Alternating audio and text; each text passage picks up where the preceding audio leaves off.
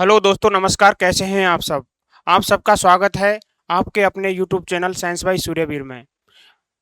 तो आज हम पढ़ने जा रहे हैं एक बहुत ही शानदार और इंटरेस्टिंग फैक्ट के बारे में, जो है हम पढ़ेंगे आज एक बीमारी हेपेटाइटिस। तो हेपेटाइटिस के बारे में हम पढ़ते हैं कि हेपेटाइटिस के क्या कारण होते हैं, कौन कौन से प्रकार के होते हैं, और इसकी जानकारी के लिए हम कौन कौन से फैक्ट के बारे में अध्ययन करते हैं, कौन कौन सी चेकअप्स कराते हैं इसके लिए हम। ठीक है। एलएफटी क्या होता है, यानी लीवर फंक्शन टेस्ट के बारे में हम जानेंगे। और देखो, हेपेटाइटिस, अखबारों में खबर छपती है कि हेपेटाइटिस बी बीमारी के कारण 5 लोगों की मृत्यु हो गई। तो क्या हेपेटाइटिस, सभी प्रकार के जो हेपेटाइटिस जो रोग हैं, वो गंदे पानी से या कंटेमिनेटेड फूड वाटर, ठीक है, इन सबसे फैलते हैं, या फिर कोई और भी रीजंस होते हैं, उस सब के बारे में हम जानेंगे। तो हम देखते हैं सबसे पहले हेपेटाइटिस।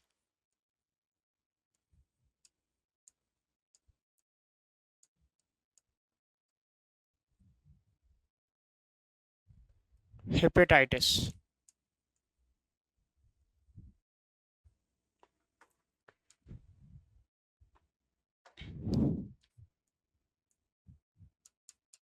हेपेटाइटिस देखो, हेपेटाइटिस को अगर हम सीधे देखें तो हेपेटाइटिस का मतलब होता है लीवर में सूजन आना। ठीक है। तो टाइटिस, ये जो शब्द है, टाइटिस जो शब्द है, ये जहां पर आ जाए इसका मतलब क्या होता है? सूजन। Have you got it? सूजन। ठीक है। सूजन लीवर में, कहां पर? लीवर में।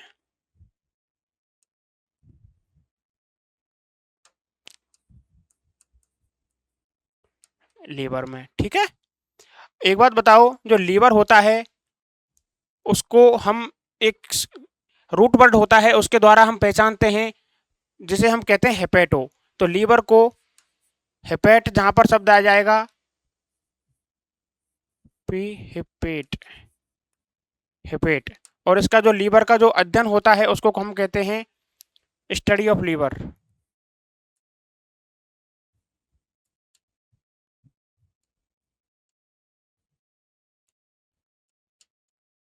स्टडी ऑफ लीवर, वो क्या कहलाता है? हेपेटोलॉजी।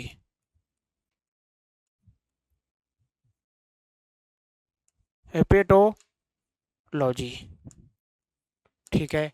तो लीवर, लीवर में जब सूजन आ जाती है, तो अब इसके क्या क्या कारण होते हैं और क्यों होता है। और हम दूसरी एक और भी महत्वपूर्ण कारक के बारे में जानेंगे कि पीलिया और हेपेटाइटिस, इन दोनों में क्या अंतर होता है। ठीक है। पीलिया क्या होता है और हेपेटाइटिस क्या होता है? पीलिया, जॉन्डाइस, जॉन्डाइस, पीलिया। क्या पीलिया एक रोग है? ठीक है, इसके बारे में हम जानेंगे। ठीक है। तो हेपेटाइटिस, सबसे पहले हम इस चीज को समझने के लिए हमारे रक्त तक पहुंचते हैं, रक्त के बारे में हम अध्ययन करते हैं। तो देखिए, जो ब्लड होता है, सबसे पहले ब्लड को जैसे हम एक सैंपल लेते हैं और एक ट्यूब में भर लिया ब्लड को। ठीक है। ठीक है। तो क्या हुआ कि ये एक ट्यूब ले लिया, इसमें ब्लड है, तो ब्लड भर लिया। क्या है? रक्त या ब्लड, ब्लड। लेकिन लैब में क्या होता है, सीरम को और ब्लड सेल्स को अलग अलग कर लिया जाता है। ठीक है। जब हम इसको अलग अलग करते हैं तो इसमें सेंट्रीफ्यूगेशन जो प्रक्रिया होती है, अपकेंद्रण, ठीक है, उसके द्वारा हम करते हैं। जिसमें क्या होता है कि जो ब्लड वेसल्स, जो ब्लड सेल्स होती हैं, वो हो जाती हैं नीचे, और जो सीरम होता है वो आ जाता है ऊपर। ठीक है। तो इसमें आरबीसी आ जाती हैं। और ये नीचे, ये जो एक लेयर बन रही है यहाँ पर, यहाँ पर इसमें डब्ल्यूबीसी और प्लेटलेट्स, प्लेटलेट्स यहाँ पर उपस्थित होती हैं। और ऊपर ये जो स्थान है, यहाँ पर इसमें क्या भरा हुआ होता है? सीरम।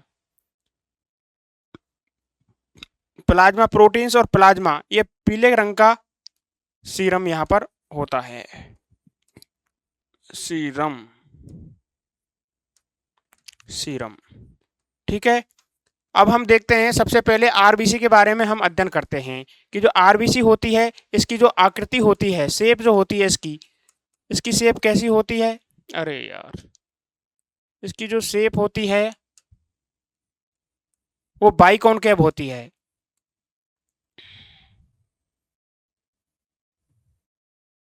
ठीक है, द्विअवतलाकार होती है और जिसमें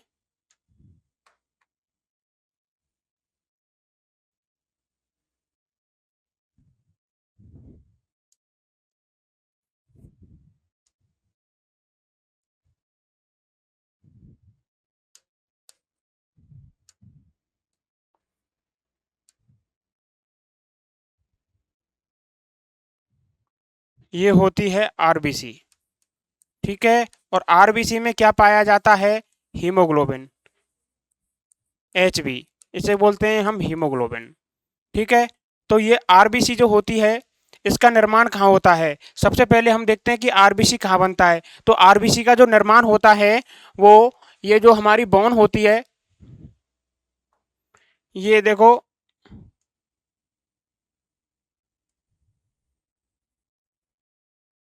ये हमारी एक बोन है।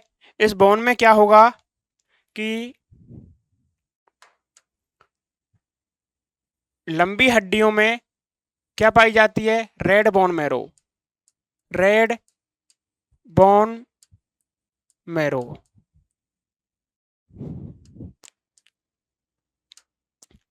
बोन मैरो या लाल अस्थि मज्जा,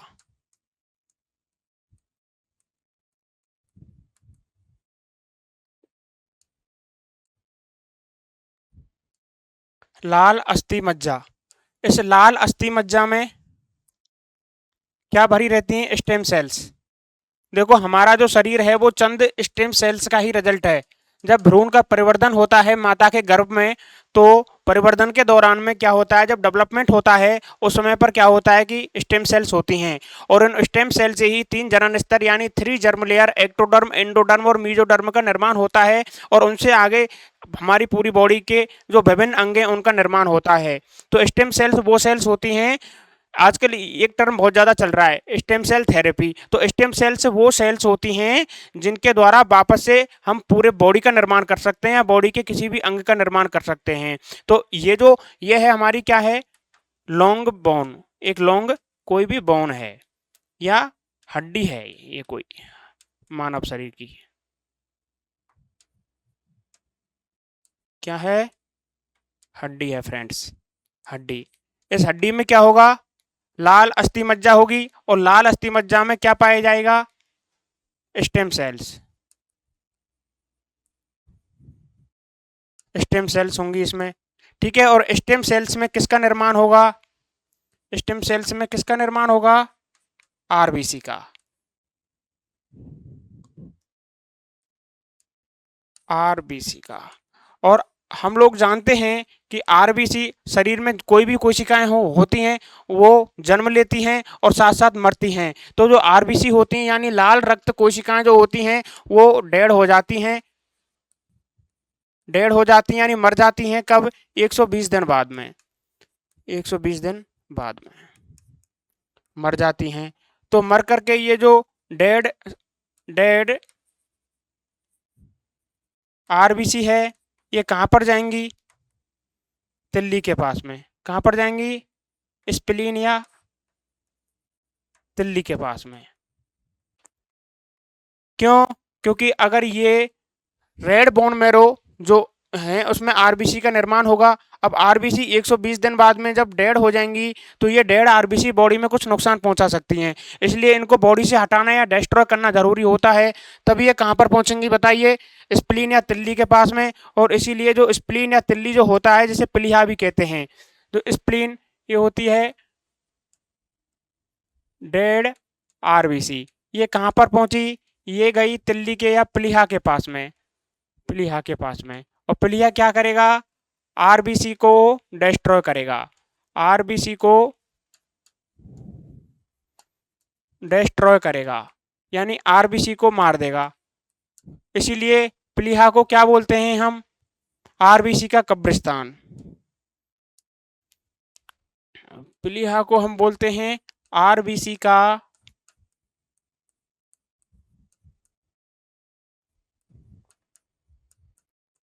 कब्रिस्तान। ठीक है, अब ये जब खत्म होगा तो जो आरबीसी है इसमें क्या हो जाता है कि ऊपर का और जो पार्ट होता है वो तो खत्म हो जाता है, लेकिन आरबीसी में क्या बच जाता है? हीमोग्लोबिन।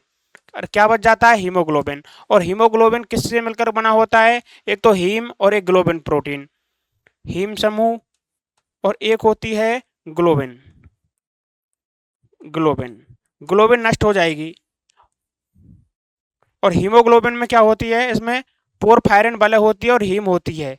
तो हीम समूह जो होता है इसमें क्या होता है? आयरन होता है। क्या होता है? आयरन। और ये आयरन किस रूप में पाया जाता है? ये वेरी वेरी इंपॉर्टेंट, कई एग्जाम्स में पूछा जा चुका है और बहुत ही महत्वपूर्ण है कि हीमोग्लोबिन में जो आयरन होता है वो किस रूप में पाया जाता है? तो ये फेरस के रूप में पाया जाता है, Fe+2 आयंस के रूप में पाया जाता है। इसलिए कई बार हम जब बीमार हो जाते हैं और पता लगता है कि हमारे शरीर में रक्त की कमी हो गई है या एनीमिया रोग हो गया है, जैसे कहते हैं बॉडी में रक्त की कमी हो जाना या फिर हीमोग्लोबिन की मात्रा कम हो जाती है, तो डॉक्टर हमें फॉलिक एसिड और आयरन की दवाएं लिखती हैं। वो इसलिए लिखते हैं क्योंकि हीमोग्लोबिन में आयरन होता है और आयरन बढ़ेगा तो डेफिनेटली हीमोग्लोबिन बढ़ेगा। और हीमोग्लोबिन किसको बनाने में काम आता है? आरबीसी में। तो आरबीसी बढ़ जाएगी, और आरबीसी जब बढ़ जाएगी और हीमोग्लोबिन बढ़ जाएगा तो ऑक्सीजन के साथ में इनका परिवहन होगा अच्छे से और बॉडी में ऊर्जा का निर्माण होगा। तो बताओ, जब ये आरबीसी खत्म होगी तो खत्म होने के बाद में ये जो हीम समूह है इसमें आयरन बचा रह जाएगा। अब ये आयरन क्या काम आएगा कि वापस से नई आरबीसी के निर्माण में सहायता करेगा। ये आयरन नई आरबीसी या नई हीमोग्लोबिन बनाएगा, नई आरबीसी निर्माण, नई आरबीसी निर्माण में सहायता, नई आरबीसी निर्माण में सहायता करेगा। कौन? ये आयरन। इसके बाद में जो पोरफायरिन बल है इसमें बची रह जाती है एक, क्या? पोरफायरिन बल है, पोरफायरिन बल है। इसका क्या होगा? अब देखो मेन काम की बात क्या है, ये जब पोरफायरिन बल जो होती है, अब ये जो हीमोग्लोबिन है इससे क्या मिला हमको? एक तो हुआ हीम समूह,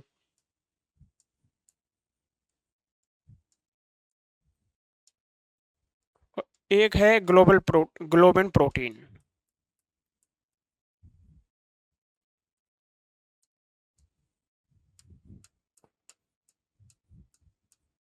इसमें क्या होगी? पोरफायरिन बलय, पोरफायरिन पोरफायरिन वलय होगी इसमें। ठीक है, अब ये जो हीम समूह है इसमें क्या होता है? आयरन होता है। क्या होता है डियर फ्रेंड्स? आयरन होता है। और आयरन Fe++ या Fe+2 अवस्था में पाया जाता है। तो ये इंपॉर्टेंट है। ठीक है, अब क्या होगा कि पोरफायरिन बलय जो है ये जब इस प्लीहा या स्प्लीन जो है इसको जब डिस्ट्रॉय करेगी या इसको जब नष्ट करेगी, तो नष्ट करने के दौरान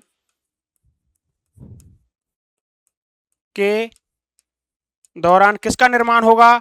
तो नष्ट करने के दौरान बिलीवर्डिन का निर्माण होता है।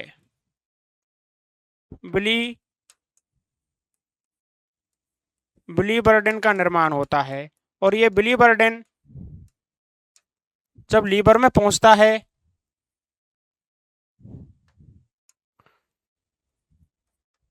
तो लीवर इसको किस में चेंज कर देता है? बिलीरुबिन में।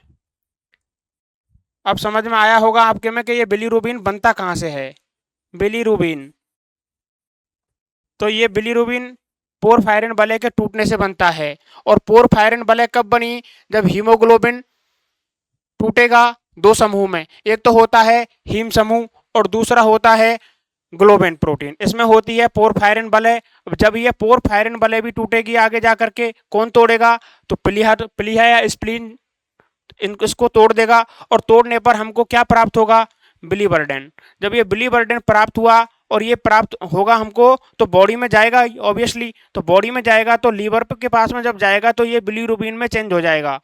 अब अगर बॉडी में ऐसा कोई कारक हो गया जिसके द्वारा बार बार बहुत ज़्यादा मात्रा में कोई ब्लड का रोग हो गया, कोई खून का ऐसा कोई रोग हो गया जिससे बार बार आरबीसी टूट रही है, तो आरबीसी जितनी ज़्यादा टूटेगी, ठीक है, पोरफायरिन भले भी उतनी ज़्यादा टूटेगी और टूट करके बिलीरुबिन, बिलीवर्डेन और बिलीवर्डेन से बिलीरुबिन का निर्माण हो जाएगा। तो बिलीवर्डेन एक पीले रंग का पदार्थ होता है। कैसा होता है? पीले रंग का वर्णक होता है, इसमें एक पीला रंग होता है इसका, और इसकी मात्रा जितनी ज़्यादा बढ़ेगी, अब बताओ ये क्या है? अब बिलीरुबिन की मात्रा जैसे ही बढ़ी तब होता है पीलिया, ये वो है पीलिया। अब पीलिया क्या है? पीलिया या जॉन्डाइस। क्या जॉन्डाइस एक रोग है? जी नहीं, जॉन्डाइस कोई रोग नहीं है, पीलिया कोई रोग नहीं है। किसी भी रक्त की कोई बीमारी के कारण, रक्त की किसी भी बीमारी के कारण बिलीरुबिन का बढ़ जाना, यही क्या कहलाता है? जॉन्डाइस, जिसे हम बोलते हैं पीलिया। तो ये एक लक्षण है किसी बीमारी का, किसी बीमारी का लक्षण है, लक्षण है, जिसके कारण बार बार जो है आरबीसी टूट रही है। ऐसी कोई बीमारी हो गई जिसके कारण बिलीरुबिन ज़्यादा बन रहा है, और बिलीरुबिन एक पीले रंग का पदार्थ होता है, तो ये होता है पीलिया। ठीक है। अब कई लोग कहते हैं पीलिया का झाड़ा, तो सब लोगों को पता रहता है कि ये पीलिया लगभग 3 से 5 दिन के बाद में ऑटोमेटिक ही जो है दूर हो जाता है। तो इस तरह ये भ्रांतियां गांवों में चलती रहती हैं, जबकि ऐसा कुछ होता नहीं है। और ठीक है, तो जॉन्डिस या पीलिया क्या है? तो ये हेपेटाइटिस नहीं है, ये हेपेटाइटिस का एक लक्षण होता है, हेपेटाइटिस का लक्षण होता है ये एक। ठीक है, हेपेटाइटिस का लक्षण।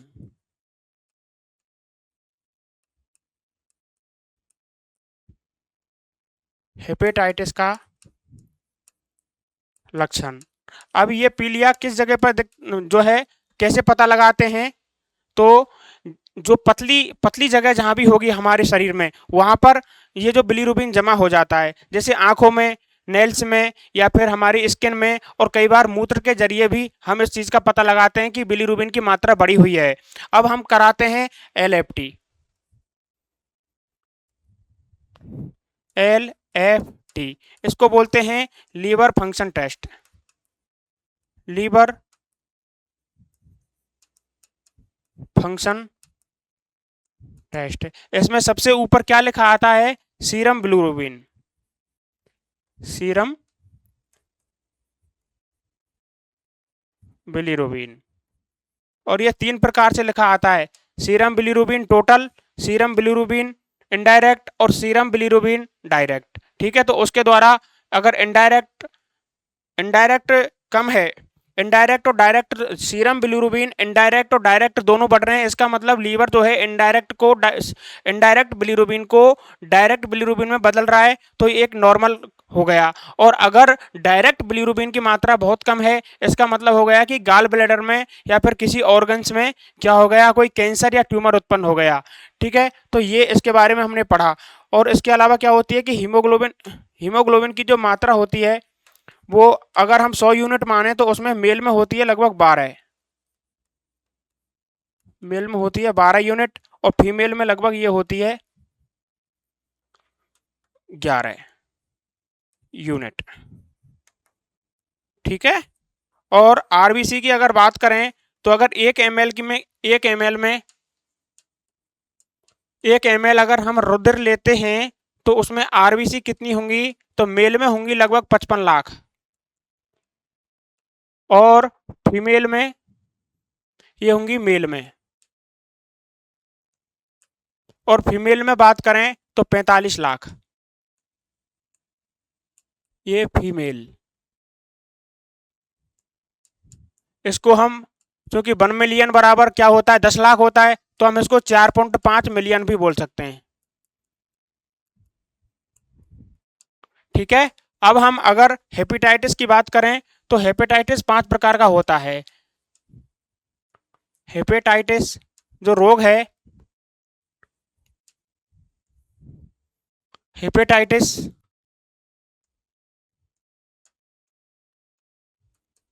हेपेटाइटिस और ये सब क्या होगा भाई, जब आरबीसी टूटेगी तो इसका लक्षण क्या है, सबसे पहला हेपेटाइटिस होने का, लीवर में सूजन आएगी। सूजन क्यों आएगी, स्वेलिंग क्यों आएगी लीवर में, क्योंकि बिलीरुबिन ज्यादा बनेगा तो इन्फेक्शन होगा, और इन्फेक्शन से क्या इन्फ्लामेशन उत्पन्न हो जाएगा। ठीक है, तो हमें क्या हो जाएगा, जो भी बीमार होगा उस आदमी को क्या हो जाएगा, पीलिया हो जाएगा। ठीक है, तो पीलिया किसका, हेपेटाइटिस का एक लक्षण होता है। और हेपेटाइटिस क्या होती है, एक वायरल डिजीज होती है। ठीक है, और ऐसा अब आरबीसी बार बार टूटेगी, बिलीरुबिन बढ़ेगा, तो हमको क्या हो जाएगा, हेपेटाइटिस हो जाएगा। तो इसमें क्या होता है, ये एक वायरल डिजीज है। ऐसा होगा क्यों, क्यों टूटेगी बार बार आरबीसी, शरीर में कोई कमी है, किसी वायरस का या बैक्टीरिया का इन्फेक्शन हुआ है। तो वायरल का जब इन्फेक्शन होगा, यानी वायरस जब बॉडी में अटैक करेगा, तो अटैक करने के बाद में क्या होगा, वो हीमोग्लोबिन बार बार टूटेगी शरीर में। ठीक है, बहुत ज्यादा मात्रा में आरबीसी डिस्ट्रॉय होगी। तो वायरस वायरल डिजीज है ये। ठीक है, वायरल डिजीज यानी विषाणु जनित रोग।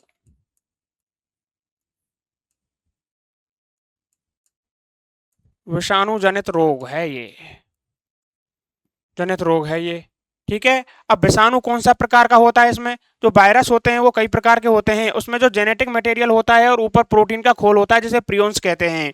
अब विषाणु single stranded RNA, double double stranded DNA या सिंगल स्ट्रैंडेड डीएनए कौन सा होता है, तो ये वेरी वेरी इंपॉर्टेंट है ये वाला फैक्ट। तो इसमें जो विषाणु जो होता है उसमें जो जेनेटिक मटेरियल होता है, हेपेटाइटिस के विषाणु में जो जेनेटिक मटेरियल होता है वो डियर फ्रेंड्स होता है डबल स्ट्रैंडेड डीएनए। ये देखो, डबल स्ट्रैंडेड डीएनए, और ये डबल स्ट्रैंडेड डीएनए, और ये होता है कवच, प्रोटीन का खोल, कवच, प्रोटीन खोल, इसे हम बोलते हैं कैप्सूल, कैप्सूल। ठीक है, ये होता है। अब हेपेटाइटिस कितने प्रकार का होता है, हेपेटाइटिस जो होता है, मैं शॉर्ट में लिख रहा हूं, hepatitis A, hepatitis B, hepatitis C, hepatitis D और हेपेटाइटिस ई। अब इनमें देखो, हेपेटाइटिस ए और ई, ये दोनों जो हैं वो सेम प्रकार के होते हैं और ज़्यादा हानिकारक नहीं होते, क्योंकि ये होते हैं कंटेमिनेटेड वाटर, संक्रमित पानी से या फिर भोजन से। ठीक है, और हेपेटाइटिस बी, सी और डी, हेपेटाइटिस बी, सी और डी, ये होते हैं बॉडी फ्लूइड से, बॉडी फ्लूइड, बॉडी फ्लूइड यानी हमारी बॉडी में जो तरल पदार्थ होंगे उनके द्वारा हेपेटाइटिस बी, सी और डी होगा। अब बताओ पेपर में ये चीज लिखना कि हेपेटाइटिस बी से 5 लोगों की मौत हुई, उसके बावजूद भी गंदा पानी नहीं रुका लोगों के घरों में आने से। ठीक है, प्रशासन की हुई लापरवाही। तो ये क्या सही बात है क्या, ये बिल्कुल गलत है, क्योंकि हेपेटाइटिस बी दूषित पानी से होता ही नहीं है। वो हेपेटाइटिस जो दूषित पानी से और दूषित खाने से होता है वो हेपेटाइटिस ए और हेपेटाइटिस ई होता है। तो हेपेटाइटिस बी, सी और डी ये जो होते हैं ये बॉडी फ्लूइड से होते हैं, जैसे सीमेन या वीर्य, तो सीमेन, वेजाइनल फ्लड या फिर रक्त, ब्लड, और वेजाइनल वेजाइनल फ्लूइड, इनसे जो होते हैं वो ये रोग होते हैं। ठीक है, तो पीलिया क्या होता है, पीलिया हेपेटाइटिस नहीं होता है। हेपेटाइटिस का एक शुरुआती लक्षण होता है जिसमें बिलिरुबिन की मात्रा बढ़ जाती है। और हेपेटाइटिस एक वायरस जनित रोग होता है, विषाणु जनित रोग होता है, इसमें डबल स्ट्रैंडेड डीएनए जो है पाया जाता है। ठीक है, और हेपेटाइटिस ए और ई ये संक्रमित भोजन, पानी, कंटेमिनेटेड फूड वाटर से होते हैं। और हेपेटाइटिस बी, सी और डी ये बॉडी फ्लूइड से होने वाले रोग होते हैं। अब हेपेटाइटिस बी जो होता है वो सबसे डेंजरस होता है, डेंजरस,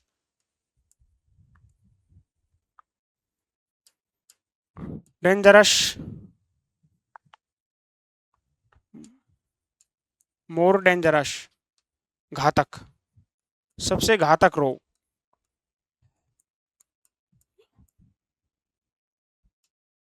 हेपेटाइटिस बी।